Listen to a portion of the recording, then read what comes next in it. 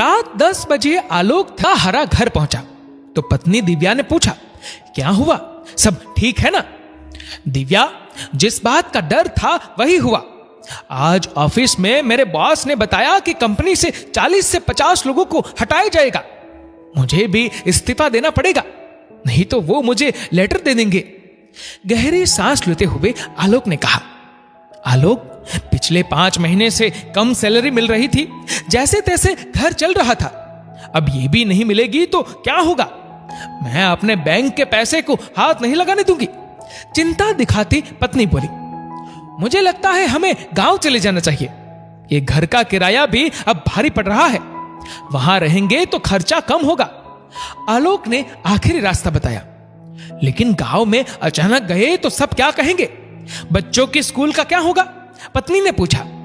सब ऑनलाइन हो जाएगा। सुनो, ज्यादा मत सोचो, अगले महीने चले जाते हैं। मैं अलग अलग कंपनी में अपना बायोडाटा देता रहूंगा, कुछ मिला तो ऑनलाइन ही हो जाएगा। आलोक ने कहा। जब कोई और रास्ता नहीं रहा तब 1 महीने के भीतर वे लोग गांव चले गए। क्या भैया भाभी यहां आ रहे हैं? चलिए ठीक है, सब मिलकर रहेंगे।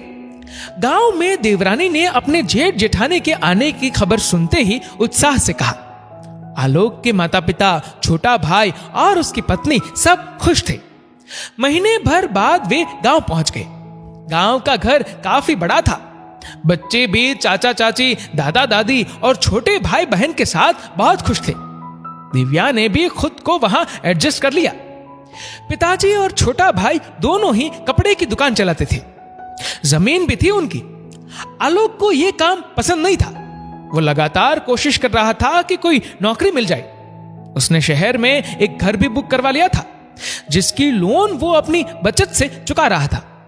करीब 2-3 महीने सब अच्छा रहा, लेकिन उसके बाद आलोक के परिवार का खर्चा जब छोटे भाई पर आने लगा तो उसने पिताजी से कहा, पिताजी, भैया यूं अचानक ही आ गए, उनकी नौकरी भी नहीं रही, घर का खर्च डबल हो गया है, वे कोई मदद भी नहीं करते और हमारी दुकान भी लगभग ठप ही है।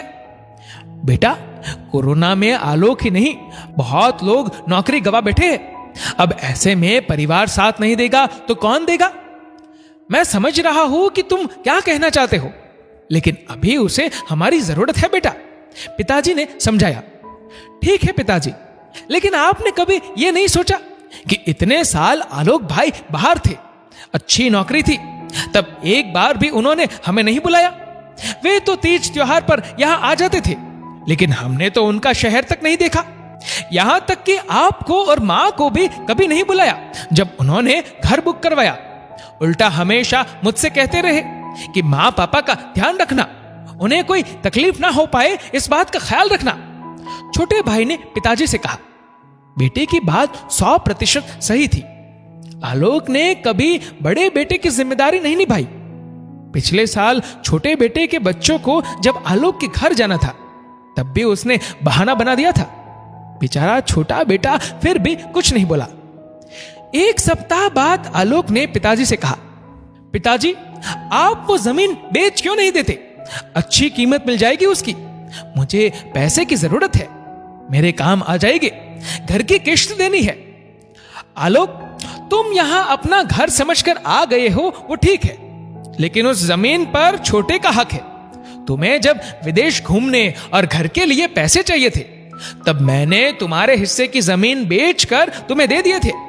अब मैं ये जमीन तुम्हें नहीं दूंगा, पिताजी ने साफ साफ कहा। लेकिन पापा, छोटे को क्या जरूरत है, सब तो सही है, आलोक ने गुस्से से कहा।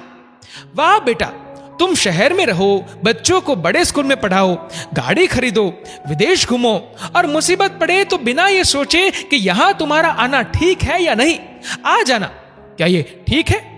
कभी हमारी बीमारी या कभी शादी ब्याह का व्यवहार तुमने नहीं देखा?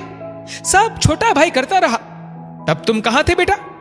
यहां आए हो तो शांति से रहो, नौकरी मिलते ही शहर चले जाना, क्योंकि गांव की मिट्टी तुम्हें रास नहीं आएगी और शहर की मतलबी बातें मुझे पसंद नहीं है। पिताजी के 2 टूक शब्द सुन आलोक स्तब्ध रह गया। आज पिताजी ने उसे आईना दिखा दिया। छोटे बेटे को पिताजी की बात सुनकर खुशी हुई कि पिताजी ने सही निर्णय लिया। दोस्तों, रिश्तों का मतलब के लिए इस्तेमाल मत कीजिए। एक कहानी लिखी है पायल धबलिया ने। आपकी इस वीडियो के बारे में क्या राय है, नीचे कमेंट करके जरूर बताएगा। और अगर आपको वीडियो अच्छा लगा हो तो इस वीडियो को लाइक करेगा, शेयर करेगा ज्यादा से ज्यादा लोगों तक। और ऐसे ही और भी इंस्पिरेशनल वीडियोस के लिए सब्सक्राइब करें हमारे यूट्यूब चैनल को और फेसबुक पर फॉलो करें हमारे पेज को। धन्यवाद।